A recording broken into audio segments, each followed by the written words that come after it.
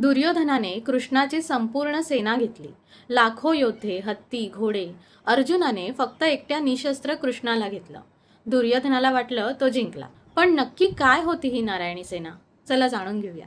नारायणी सेना म्हणजे कृष्णाची यादव सेना, द्वारकेची सेना. ही सेना एकूण 11 औक्षहिणी होती. एका औक्षहिणीत 21,870 रथ, तेवढेच हत्ती, 65,610 घोडे आणि 1,09,350 पायदळ सैनिक.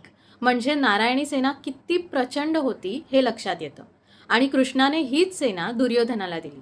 पण इथे एक ट्विस्ट आहे. नारायणी सेनेत मतभेद झाले.